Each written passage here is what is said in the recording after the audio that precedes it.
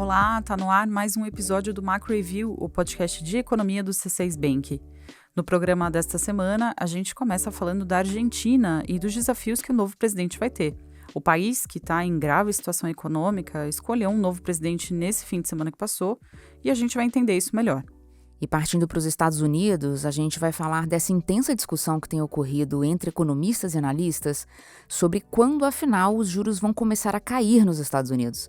A gente sabe que o movimento nos juros americanos mexe com o mundo todo, mexe com o preço de diversos ativos, então essa é a pergunta do momento, ainda mais agora. Na semana passada, a inflação americana veio abaixo do esperado e animou os mercados, que agora apostam em corte de juros já para o quinto mês de 2024. Dá para dizer, então, que chegou ao fim a batalha contra a maior escalada de preços em 40 anos nos Estados Unidos? Não é bem assim. A gente vai explicar melhor isso para você e vai falar de mais dois assuntos: PIB brasileiro e contas públicas brasileiras. Parece que está mesmo mantida a meta de zerar o déficit fiscal. Será que isso é possível? Hoje, a gente tem ainda a participação da Marina Valentini, do JP Morgan Asset Management, que analisa o movimento dos mercados globais. Eu sou a Bianca Alvarenga. Eu sou a Nayara Fraga e hoje é 21 de novembro de 2023. Vamos nessa? No último domingo, saiu o resultado das eleições presidenciais da Argentina. O Javier Milei, candidato que se autodenomina anarcocapitalista, venceu o atual ministro da Fazenda e candidato da situação, Sérgio Massa, por ampla vantagem. A expectativa era de uma eleição apertada, mas não foi o que aconteceu. Nos primeiros discursos depois da vitória, o Milei reforçou as promessas de substituir o peso argentino pelo dólar, fechar o Banco Central do país e reduzir o tamanho do Estado. O plano aqui, segundo Milei, é tirar a Argentina da crise econômica. Alguns números dão a dimensão da gravidade da crise da Argentina.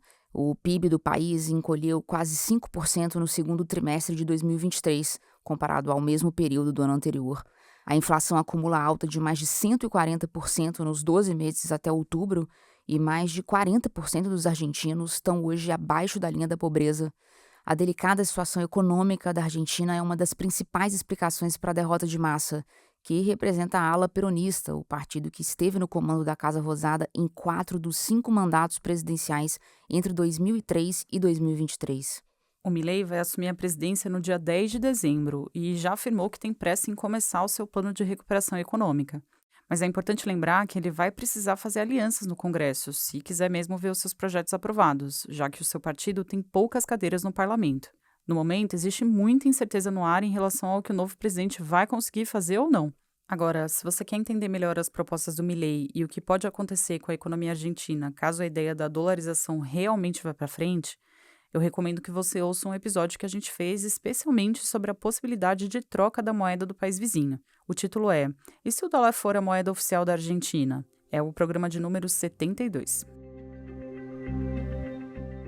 Uma onda de otimismo invadiu os mercados nos últimos dias. A razão está no resultado da inflação americana, que desacelerou mais que o esperado, segundo os dados divulgados na semana passada.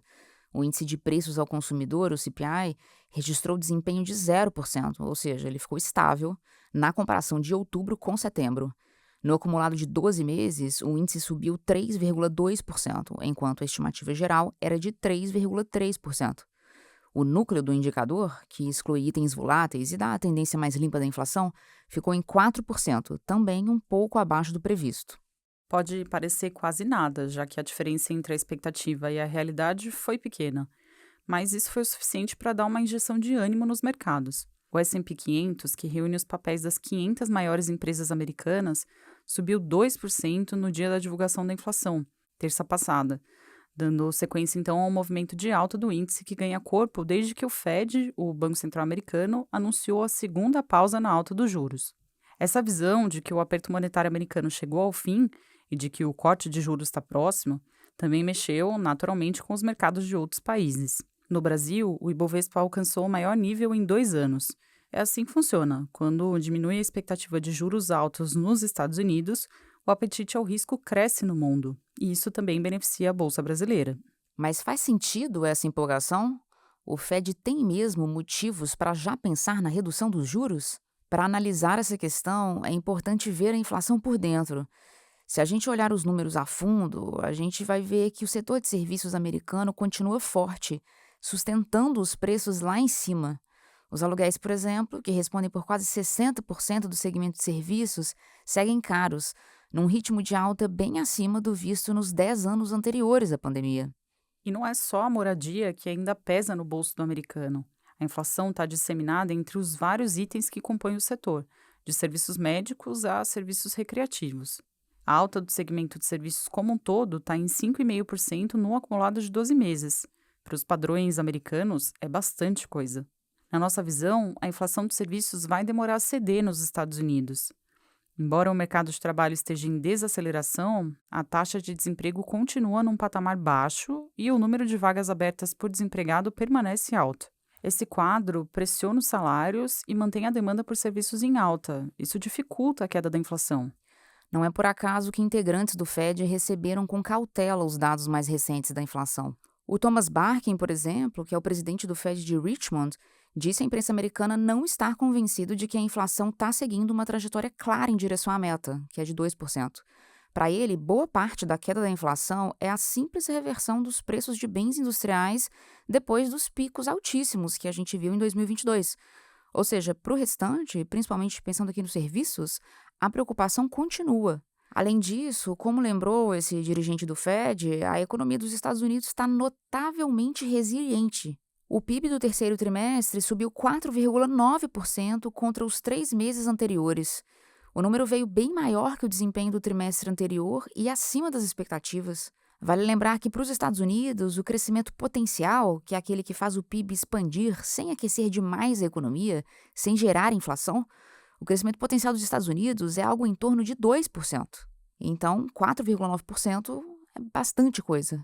Outro ponto importante de ser observado é que o rendimento dos títulos públicos americanos de longo prazo diminuiu e voltou ao nível do fim de setembro. Isso importa porque, quando os títulos dispararam em outubro, membros do Fed disseram que esse movimento dispensaria novas altas de juros nos Estados Unidos. O entendimento era de que o mercado já estava fazendo parte do trabalho para o Fed. Aliás, esse foi um dos fatores citados pelo Fed para adotar a pausa na alta de juros lá no começo de novembro.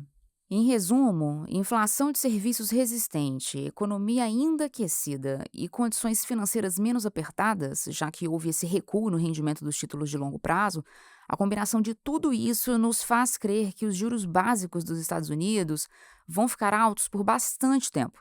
A gente acredita que os cortes nos juros americanos devem começar mais para o fim de 2024.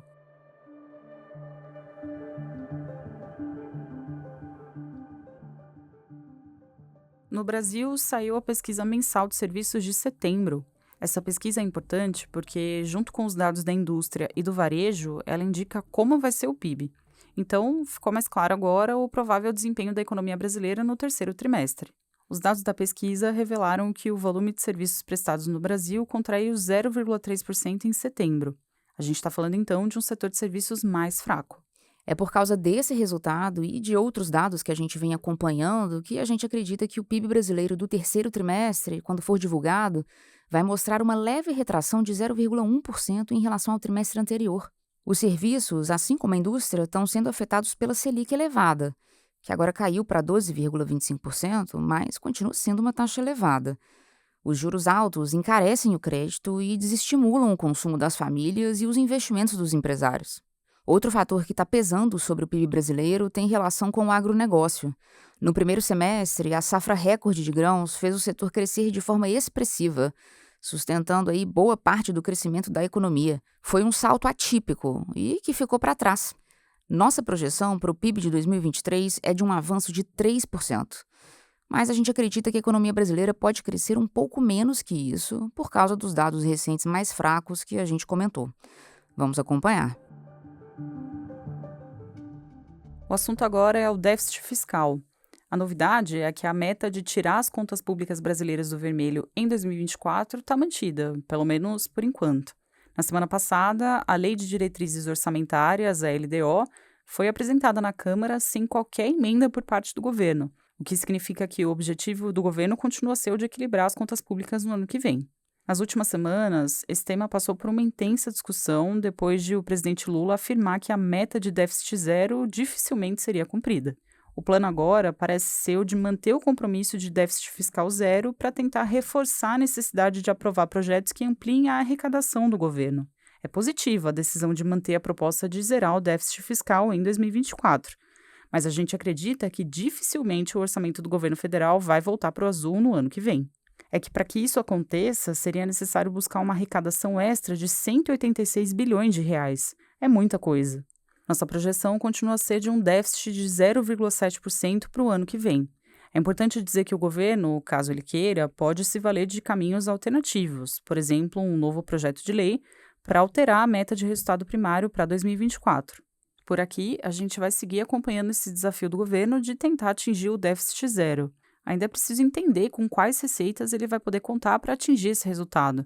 Isso deve ficar mais claro nos próximos meses.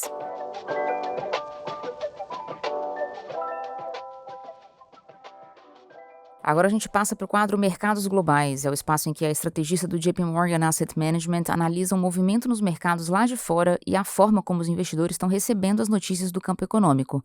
Hoje, a Marina Valentini, estrategista de mercados globais, traz mais detalhes da reação dos mercados aos dados de inflação nos Estados Unidos. A gente falou antes que o índice SP500 subiu bem, mas o movimento foi além disso. A Marina explica. Semana passada foi mais uma semana incrível para os mercados. A gente viu uns movimentos bem grandes. A gente viu os yields dos títulos de tesouro de 2 anos e de 10 anos, também os dois caindo cerca de 20 pontos base na semana passada. Se a gente pensar no título de tesouro de 10 anos, ele já está com yield de 4,44%. Isso quer dizer que ele já caiu quase 60 pontos base abaixo dos seus máximos que ele atingiu faz alguns meses. Então, isso tem ajudado muito os retornos também, não só na renda fixa, como também no mercado acionário. O mercado acionário global também teve uma semana em alta, semana passada, com o índice S&P subindo 2%, com retorno no acumulado do ano de quase 20%. Então, com isso, novembro está realmente em caminho para ser o melhor mês de 2023, né? Ainda no tópico Estados Unidos, a Marina falou da expectativa da gestora para a inflação americana e para o início do corte dos juros básicos americanos. E aqui tem um ponto interessante. Ao contrário da visão da equipe econômica do C6 Bank, que acha que os juros vão começar a cair nos Estados Unidos mais para o fim de 2024, a Marina compartilha com a gente a visão de que o corte já pode vir na metade de 2024 mesmo, assim como o mercado. São visões diferentes e isso é ótimo para quem nos ouve entender que para o mesmo assunto existem diferentes pontos de vista e tirar suas próprias conclusões. Vamos ouvi-la. A gente acha que a inflação nos Estados Unidos vai atingir um nível de 2%, ou seja, na meta do Fed no quarto trimestre de 2024. Então, isso quer dizer que a missão do Fed já está cumprida? Né? Essa é a grande pergunta do momento. E a gente acha que a gente está muito mais perto, sim. Falta essa última milha, o Fed quer ver uma maior queda nos preços de serviço para começar a mencionar qualquer hipótese de queda de juros, mas a inflação está descendo aos poucos, confirmado por esse dado de outubro, e o mercado se empolgou. O mercado, depois dessa leitura, ele passou de precificar 30% de probabilidade de alta de juros em dezembro para 0%, ou seja, o mercado já não espera aumentos adicionais. A gente também está de acordo e a gente espera, junto que o mercado, que a Fed possa começar a cortar os juros na metade de 2024. No encerramento do nosso papo com a Marina, ela falou também de China. Na semana passada foram divulgados vários dados de atividade econômica na China. Os números trouxeram uma dose de otimismo para os investidores. Vamos entender. Semana passada, a gente também recebeu os dados de atividade econômica de outubro para a China. E esses dados mostraram mais sinais de estabilização na economia da China, mostrou também que a dinâmica de crescimento melhorou comparado com o mês anterior, comparado com setembro. Então, a gente viu que as vendas ao varejo, né, o retail sales, foram o principal ponto positivo dessa divulgação de dados, onde a gente viu um crescimento anual de 7,6%, embora os efeitos de base favoráveis tenham ajudado aqui, realmente está mostrando que o consumidor da China está se recuperando. Então, o que a gente viu? Maiores gastos, a gente viu maiores gastos em catering, produtos de lazer, equipamentos de comunicação, em carros também. E a gente também viu um aumento na produção industrial de 4,6% em relação ao ano anterior, após um dado de 4,5% em setembro. Então, aqui a gente vê vendas ao varejo, ou seja, gasto do consumidor e produção industrial fortes, se estabilizando. Porém, a gente continua vendo uma fraqueza no setor imobiliário, a gente continua vendo uma queda nos preços das casas. Então, realmente, a história continua sendo essa, de um consumo apoiado pelo gasto nos serviços, uma melhora no investimento, mas é que o setor imobiliário continua sendo um grande obstáculo para a confiança do consumidor e da economia como um todo. Mas, com esses dados, a gente tem uma maior convicção que a economia parece estar seguindo o caminho para atingir a sua meta de crescimento de 5% esse ano. Então, se a gente juntar essa estabilização nos dados econômicos, os valuations bastante deprimidos, um sentimento muito negativo agora, que quase não pode piorar, e alguns catalisadores positivos ocorrendo, um estímulo maior do governo, uma melhora, talvez, nas tensões geopolíticas com a reunião do presidente dos Estados Unidos e da China essa semana, as condições financeiras externas um pouco melhores, talvez a gente pode ver alguns sinais positivos para ter uma recuperação tática nos mercados chineses nos seguintes meses. Foi, de fato, uma boa semana para os mercados chineses. Semana passada, a gente viu o MSCI da China subindo 3%. Então, realmente, esses dados econômicos estão começando a mostrar sinais de uma melhora, mas o problema de sentimento pode continuar alguns meses a mais.